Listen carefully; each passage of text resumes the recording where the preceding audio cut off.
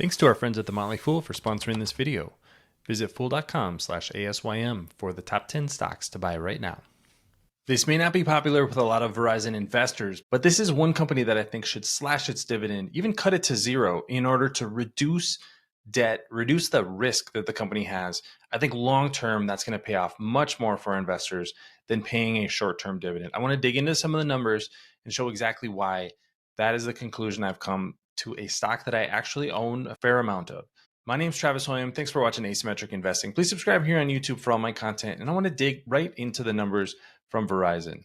This is the cash flow summary from the first quarter of 2023 on the right and the first quarter of 2022 on the left. You can see the top number here is cash flow from operations. So that's basically how much money is coming in the door from just simply operating the business. $8.3 billion for the quarter. Not bad, improving from a year ago. So on the right track there. Capital expenditures, $6 billion for the quarter. That leaves you with $2.3 billion worth of free cash flow. What's the problem? Well, dividends were $2.7 billion. That means that Verizon is paying out $2.7 billion more in dividends than they're collecting in free cash flow. That is simply unsustainable by definition. This is made worse by the fact that there is $129.8 billion of net unsecured debt. So total debt is $152.9 billion. Some of that is secured.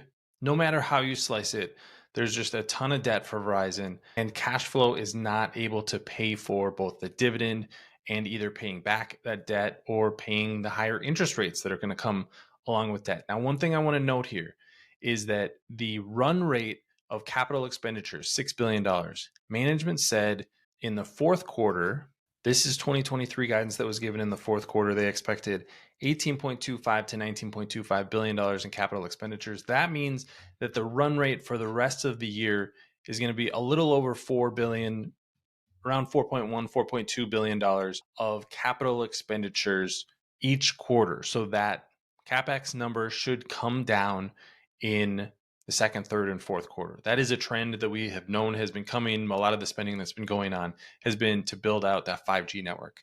So I wanted to note that, but it's clear that debt is becoming a huge problem for Verizon.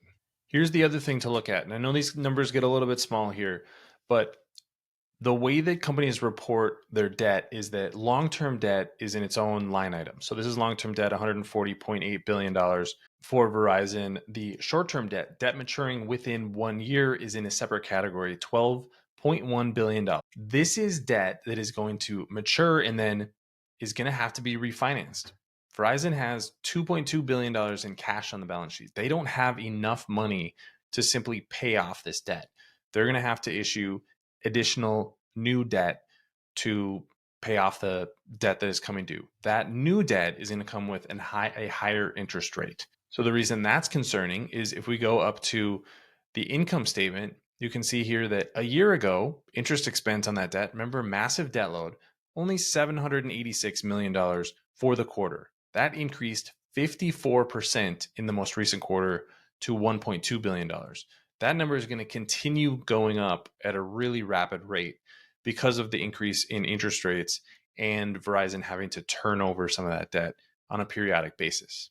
Now, a lot of that current debt is what's known as a credit facility, but there are some debt maturities coming due. You can see here that the principal amount initially issued 1.5 billion euros for 1.625% interest. That's a 2024 note due in December. There's one due in June 18th, 2024, another $412 million left on that one. 2025 notes have a 0.875% interest rates. 2026, 1.375%. So you can see that the challenge here is that as interest rates go up and debt needs to be refinanced at 4, 5, 6, 7% interest rate, that's going to really increase the cost for Verizon to just service the debt. So you have a business that's not generating enough free cash flow to pay off any current debt or pay the current dividend. So what are you going to do in the future? You have to cut somewhere. And I think the dividend is really a logical place to do that. Now, there could be some positive operating trends coming from Verizon. I think there's probably some solid growth and margin expansion coming in 2023, 2024, especially as they cut back on spending for building out the 5G network. That was really an expense that hit over the last 2 years and has really hurt the cash flow from the business. But the challenge is that I don't see a way to sustain the current dividend and do anything to pay down the debt load that is building on the balance sheet. So Verizon is really backing itself into a corner if it doesn't start paying down debt. And I think a logical way to do that is reduce the dividend. The dividend yield is 7.3%. That could be cut to 3.5%. And that would leave billions of dollars per quarter left over to start to pay down that debt. I think that's really the prudent thing to do.